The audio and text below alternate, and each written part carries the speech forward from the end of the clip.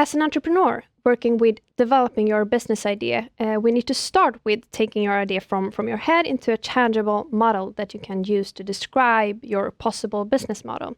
And in the past, this usually meant writing a really long business plan, but to be able to adapt according to uncertainty, we need to have a dynamic model which you can adjust and adapt according to new insights and knowledge.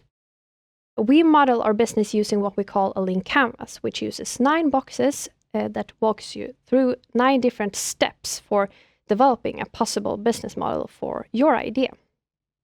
When it comes to the lean canvas, there is a certain priority order that can be good to follow. Depending on industry, this might differ. For example, if you're a life science company. I will walk you through each step of the canvas, pause whenever you want, and fill out and complete your own canvas. We will start with box 1 and 2, problem and customer segment, which is important to understand and validate early on. The problem box represents the problem and need that your product or service aims to solve. The problem should be a pain point or a challenge that your target customers are facing. It's important to identify and understand the problem clearly. The more you can define it, the easier it will be to create a solution that addresses it effectively. Using the 5 whys method can help you understand the root cause of the problem and identify the business drivers that will support your solution. By asking why repeatedly, you can drill down to the core of the problem rather than just addressing the symptoms. In the problem box of the lean canvas, the goal is to clearly identify and describe the problem that you are trying to solve. So, in the problem box, I want you to list your top 3 problems or needs, and that you really try to get down to the core of the problem. Which problems are business drivers for your customers? Is it time, money, waste, for example? And use the 5 whys method from a customer's perspective. Prioritize problems where the number 1 problem is the most painful for the customer. And also, write down how the customers are solving the problem today, the existing alternatives. The customer segment box is an important element of the lean canvas because it helps you identify the specific group of people that you're trying to reach with your product. By clearly defining your customer segments, you can focus your efforts on the people who are most likely to benefit from your products or services. If you have different customer segments that you would like to address, I suggest that you create separate canvases for each customer segment. To fill out the customer segment box, you'll want to consider the following. First and foremost, who is your target customer? Who has this problem? And who are the customer and the user? Because sometimes they're not always the same. One group of customers that you may want to consider specifically is early adopters. Who is suffering the most from the problem today? This is your early customers that often play a key role in helping your product or service gain traction in the market. If you find yourself educating your customers about the problem, then they are not an early adopter. It's also important to note that you can have multiple customer segments on your lean canvas. For example, if you offer a product or service that caters to both consumers and businesses, you may want to identify these as separate customer segments. The third part of the lean canvas is value proposition. This refers to the unique benefits and value that your business offers to its customers. By understanding your value proposition, you can better communicate the value of your product or service to potential customers. The unique value proposition is a clear and compelling statement that explains what makes your product or service unique and valuable to your customers. It's essentially your elevator pitch, but shorter and more concise. It should answer the question, why should a customer choose your product or service over your competitors? So, how do you create a strong, unique value proposition? Well, first, it's important to understand your customers' needs, pain points, and goals. What problems are they trying to solve? How can your product or service help them? Once you have a clear understanding of your customer, you can draft a unique value proposition that speaks directly to their needs and addresses their pain points. Now it's time for you to create your own unique value proposition. And what I want you to focus on today is to adapt the message to your early adopters. Try to use their words. What is something they could have said about your business? Focus on the perceived condition after using your product and not on product features.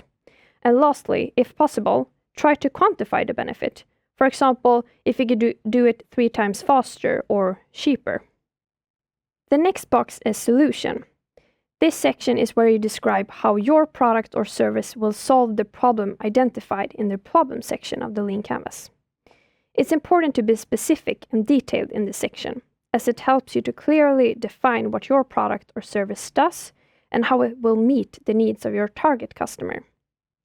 One important concept to understand when it comes to the solution section is MVP, or minimum viable product. This is the minimum set of features that a product needs to have to be used by your early customers and gather valuable feedback.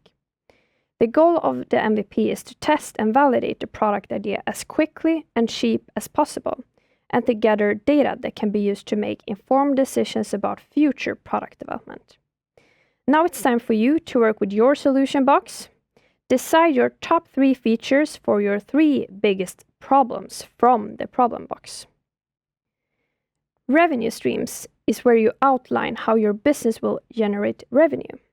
And there are different types of revenue models. For example, subscription fees, licensing, advertising, or selling a physical product.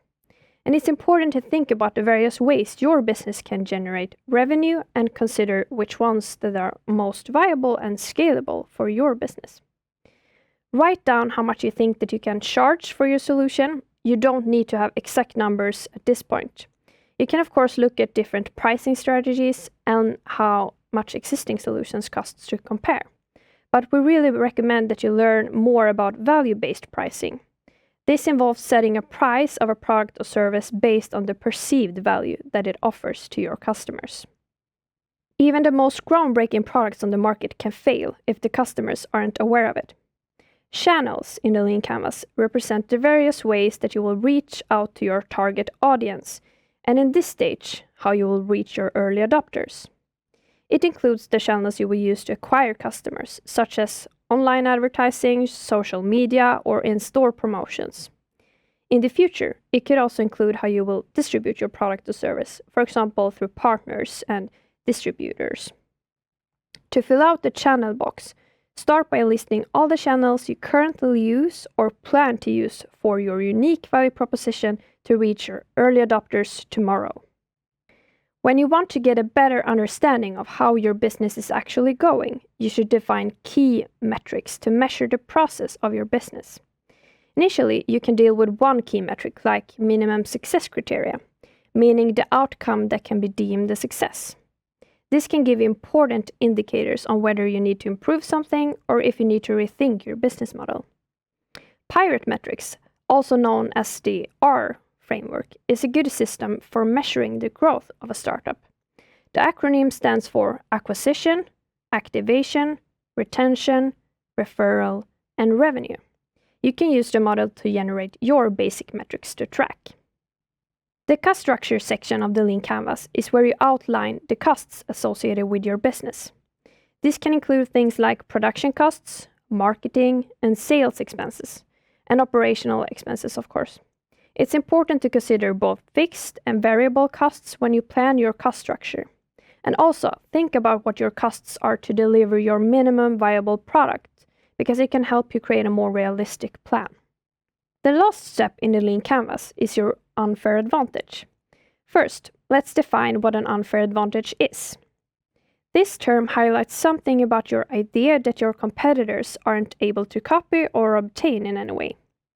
It's something that gives a business a significant advantage over its competitors. It could, for example, be a unique technology, a patent, a valuable network of connections, or anything that sets your business apart. It's not necessary to seek out your competitive advantage right now. You can fill in this box later when you've come further with your idea and when you know your customers and your solution very well. But we strongly recommend that you start looking more closely at this part of the Lean Canvas further ahead. If you're a life science company, for example, this might be the box where you will need to start, as it often requires a patent. Using the lean canvas to track and follow your business can be extremely helpful. It helps you identify key areas that you need to validate and that you might need to change in order to adjust and adapt according to new insights and knowledge. Thank you so much for listening, and if you need more help with validating your business idea and develop your business, please contact me or any of my colleagues at UIC. We really want to help you succeed. Good luck!